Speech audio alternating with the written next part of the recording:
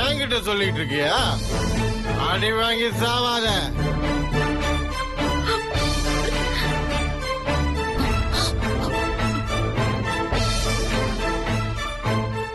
சரோஜா பாவா வாச்சலகுடி போலாம். முத்தரசரு மாடியில தான் இருக்கு. என்னது இந்த ஓட்டம் ஓடுற? ஓடு ஓடு. சரோஜா பாவா நல்லா பிடிச்சுமா.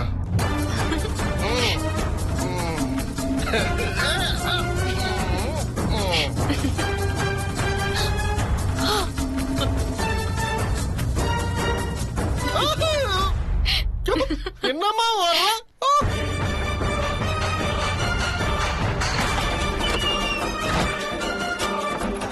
நீ கதை சாத்திட்டா நாங்க திருப்பி போயிடுவோமா? நீ ஓட்ட இல்லைங்க.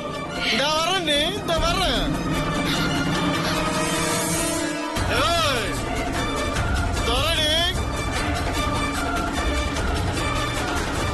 இன்னும் திறக்க மாட்டேன். இரு கொஞ்சம் இரு.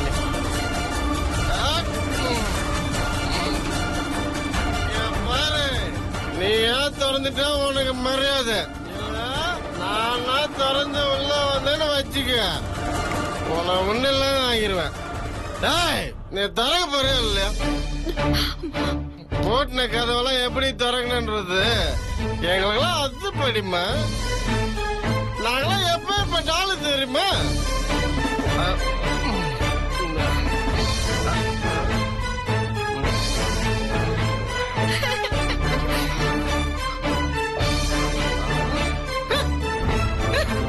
நம்மளும் ஒரு ஆயுதம் தான். நமக்கு ஒரு ஆயுதமா?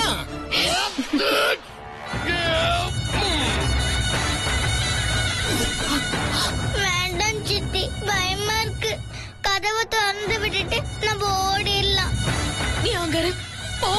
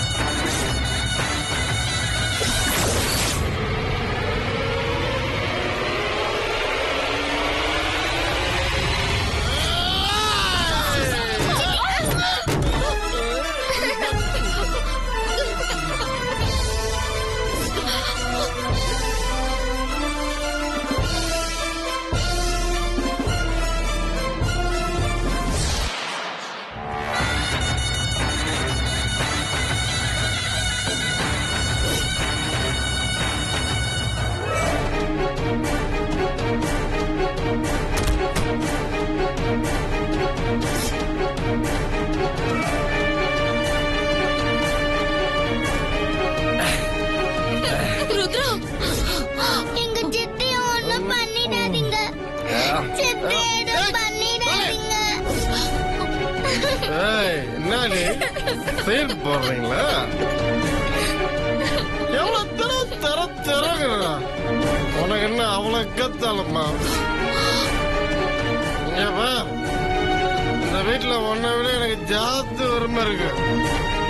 நான் முத்தரசோட பங்காளி. மருது என் வீட்டு மாப்பிள்ள. ஆமா, என்ன தடுக்க நீ யாரு? யாரு? நீங்க பாருங்க, நீங்க வீட்ல எங்க வேணாலும் போய் படுங்க. முத்து மாமா ரூம் குள்ள நான் வேற யாரையும் விட மாட்டேன். அவரை தவிர வேற யாரும் இந்த ரூம் குள்ள வரக்கூடாது. வரக்கூடாதா? ஏண்டி கொஞ்சம் கூட மட்டு மரியாதை இல்லாம எவ்வளவு தூரம் அவர் சொல்லிட்டு இருக்காரு. அவரை போய் விட மாட்டேன் அது இதுன்னு சொல்லிட்டு இருக்கியா? உன்னை என்ன பண்றேன்னு பாரு. விடுங்க.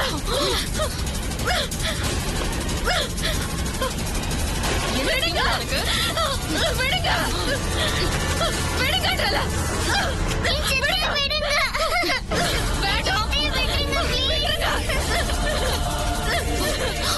உனக்கெல்லாம் சொல்ற விதத்துல சொன்னதாண்டி புரியும். Please, aunty. சித்தியை விடுங்க. ஏய், என்னது அண்ணாத கழுத? நீயே ஒரு ஊர் பேர் தெரியாதவன். இப்ப வந்து இவளை சித்தி அதுன்னு உறவு கொண்டாடிட்டு இருக்க. என்ன உங்க அம்மா ஒட்டிக்கிட்டு பிறந்தவளா? அப்ப யாரு அம்மா யாருன்னு யாருக்குமே தெரியாது. உன் அப்பன்னு சொல்லி கூப்பிடுறிய, அவன் ஆஸ்பத்திரி நினைவு இல்லாம கிடக்குறான். தெரியுமா தெரியாது? அவன் போன உடனே அப்பன்னு ஒருத்தன் உன்னை உரிமை கொண்டாடிட்டு இருக்கான். நீ எல்லாம் ஒரு ஆள்னு இவங்கெல்லாம் வக்காலத்து வாங்க வந்துட்டிய. யாருக்கு போதுன்னே தெரியாது. நீ இந்த வீட்டுக்குள்ள வந்து என்ன அதிகாரம் பண்றியா?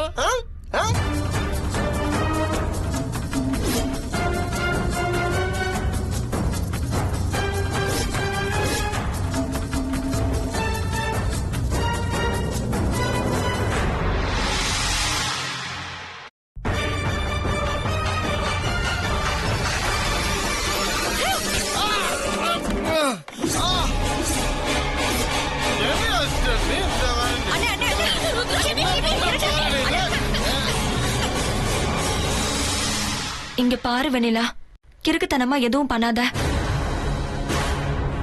அண்ணன் தான் குடிச்சிட்டு வந்து இப்படி எல்லாம் கலாட்டா பண்றாருன்னா நீயும் ஏட்டிக்கு போட்டியோ அவர் கூட சேர்ந்து பேசிட்டு இருக்க. இங்க பாரு, முதல்ல இங்க இருந்து வெளியில வா. போது தெளிஞ்சதும் அண்ணன் இங்க இருந்து கிளம்பி போயிடும். சொன்னா கேளு. போ வெண்ணிலா.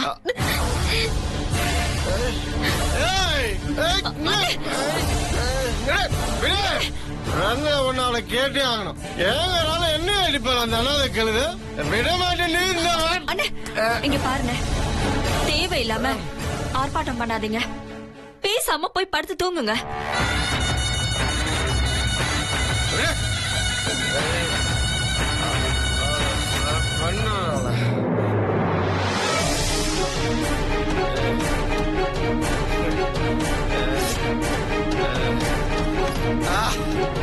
இந்த கட்டல்ல படுக்கிறத அப்படியே இந்த வீட்டையே சொந்தமாக்கிட்ட மாதிரி இருக்கு. கூடிய சீக்கிரத்துல முத்தரச சாம்ராஜ்யத்துல என் கொடிய நிலநாட்டுறேன். அதுதான் என் கனவு. அப்ப தெரியும் இந்த தென்னரசு யாருன்னு.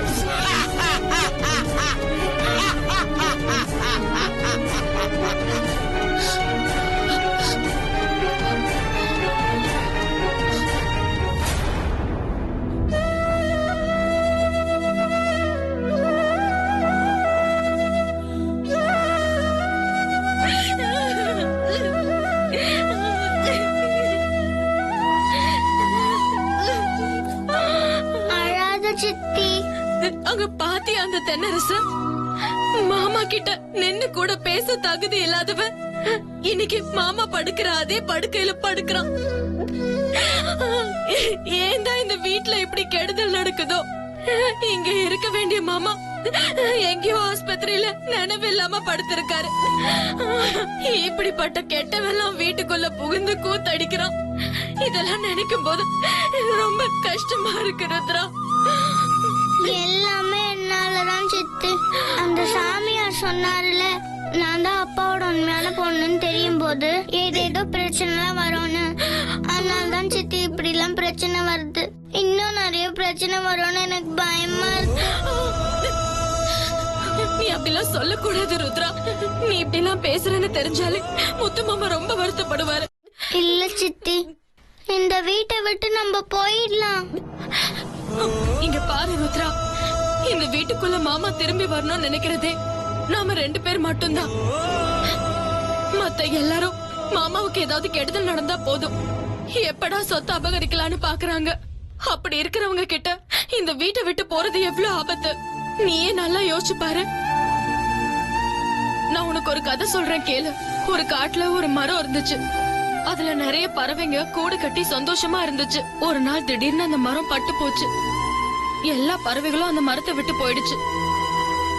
ஆனா அங்க ஒரே ஒரு கிளி மட்டும் அந்த மரம் தழைக்குங்கிற நம்பிக்கையோட அதே மரத்துல தங்குச்சு. இத பார்த்து மனசரங்கின கடவுள் அந்த மரத்தை திரும்ப தழைக்க வச்சாராம். அந்த மாதிரிதான் நம்ம நம்பிக்கையா இருந்தா கண்டிப்பா மாமா விஷயத்துல நல்லது நடக்கும் ருத்ரா. அவர் தான் திரும்ப வந்து இந்த வீட்டை ஆளணும். அதை விட்டுட்டு தேலும் புராணம் இருக்கிறதுக்கு வீட்டை அதுங்களுக்கு நாம விட்டு வைக்கலாமா? நீ சொல்லு. வீடுங்கிறது அங்க இருக்கிற மனுஷங்களால அவங்களோட அன்பால தான் வீடா மாறணும். இல்லனா அது வெறும் கூடாரமா தான் இருக்கும். அதனால நாம இங்க இருந்தே ஆகணும் ருத்ரா. புரியுதா உனக்கு? சரி சித்தி, நீ என்னென்னமோ சொல்ற, அதெல்லாம் எனக்கு புரியல. ஆனா நம்ம கண்டிப்பா இங்க இருக்கணும்னு மட்டும் புரியுது. நீ சொன்ன சரிதான் சித்தி. சரி வா படுத்துக்கோ வா.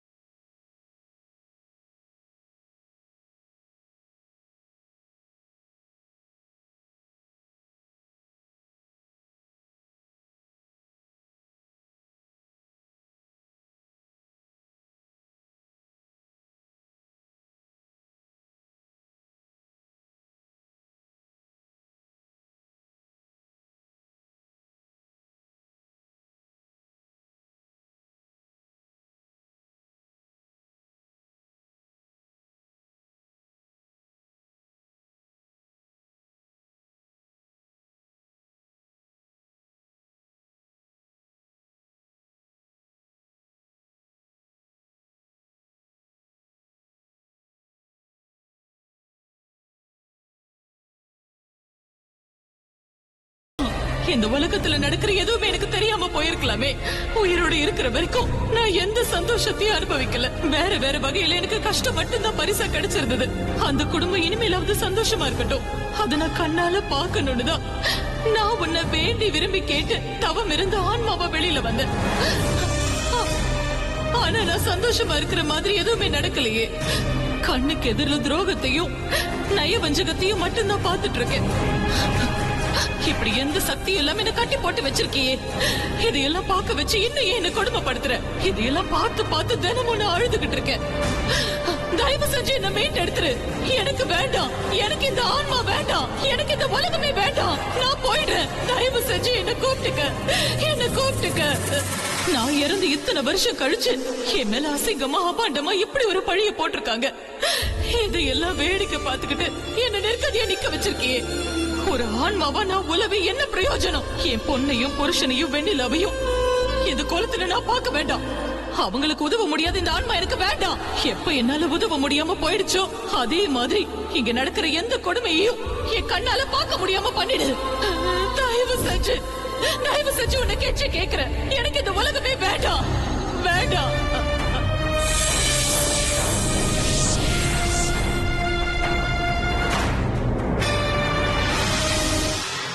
இதோ பாருமா, உன்னோட வேதனைக்கும் கண்ணீருக்கும் பதில் சொல்லத்தான் நான் இப்ப தோன்றி இருக்கேன். உயிரோட இருந்தாலும் ஆன்மாவா இருந்தாலும் இந்த பிரபஞ்சத்துல நடக்கிற எல்லாமே விதியை தாண்டி நடக்க முடியாது. விதிக்கப்பட்ட விதியின்படி எது எந்த காலகட்டத்துல நடக்கணுமோ அதன்படியே எல்லாமும் நடக்கும். நீ ஆன்மாவா இந்த உலகத்துல இருக்கிறதுக்கும் உன் கணவனையும் குழந்தையையும் நேர்ல பாக்குறதுக்கும் விதி இருக்கு. இப்படி இந்த உலகத்துல தங்கி இருந்து மனிதர்களுக்கு உதவுற சக்தி எல்லா ஆன்மாக்களுக்கும் கொடுக்கப்படுறதில்ல. நீ உன்னோட உறவுகளை பாக்குறதுக்கும் உதவுறதுக்கும் குறிப்பிட்ட வரைமுறைகளுடன் கூடிய சக்தி கொடுக்கப்பட்டிருக்கு. எப்படி அந்த சக்தி கூட உனக்கு கிடைச்சதுன்னா உன்னோட நல்ல எண்ணத்தாலையும் இறந்த பிறகும் இறைவனை வேண்டி நின்ற உன்னோட பிரார்த்தனைக்காகவும் தான் இப்படிப்பட்ட சக்தி உனக்கு கொடுக்கப்பட்டிருக்கு. அந்த சக்தியும் வரைமுறைகளோட கொடுக்கப்பட்டிருக்கு.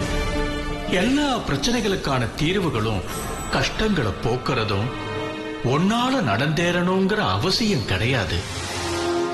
அவரவர் விதிப்படி அவங்க பட வேண்டிய கஷ்டங்களை அனுபவிச்சு அந்த கர்ம வினையின்படி அவங்க மீண்டு வருவாங்க. அவரவர்களுக்கு விதிக்கப்பட்டது நடந்தே தீரும். அதிலிருந்து தப்பிக்கணும்னா மனமொன்றிய பிரார்த்தனைகளால மட்டுமே அது நடக்கும். அப்பதான் அந்த பிரச்சனைகள்ல இருந்து அவங்க மீண்டு வருவாங்க. அவரவர் விதிப்படி அவங்க பட வேண்டிய கஷ்டங்களை அனுபவிச்சு அந்த கர்ம வினையின்படி அவங்க மீண்டு வருவாங்க. அவரவர்களுக்கு விதிக்கப்பட்டது நடந்தே தீரும். நினைத்த நேரத்தில் நீ சென்று அவர்களை காப்பாற்ற இயலாது. உன்னுடைய எதிராளிகள் விஸ்வரூபம் எடுத்தப்பதான் உன் இறப்பு நடந்தது. அதற்கு பிறகும் அவர்களது கொடுமைகள் அக்கிரமங்கள் நடந்தது. உன்னோட புனித தன்மையாலதான் அவங்களோட தோல்வியும் ஆரம்பிக்கும். இந்த ஆட்டம் ஆரம்பிக்கப்பட்டதும் உன்னாலதான், முடிய போறதும் உன்னாலதான். அது உன் கடமையும் கூட. அது வரைக்கும் நீ இந்த ஆன்மாவோட இந்த உலகத்துல உழவிதான் ஆகணுங்கிறது நியதி. உன் விதிப்படி என்ன இயலுமோ அதைத்தான் கடவுளால கொடுக்க முடியும். தொடர்ந்து முறையோடு இருக்கும்போது உனக்கு சாதகமாவும் நடக்க வாய்ப்பு இருக்கு. அதனால உனக்கு சக்தி இல்லாத போது, உன்னால உதவ முடியாத போது இறை சக்தியை இறைஞ்சி நீ வேண்டது மட்டும்தான் உனக்கு இருக்கிற ஒரே வழி. இப்போ உனக்கு இந்த பழி ஏற்பட்டிருக்கே, இது ஆன்மாவால் தீர்க்க முடியாத ஒன்னா. உலகத்துல உயிரா உழவர வெண்ணிலாவால தான் தீர்க்கப்பட இருக்கு.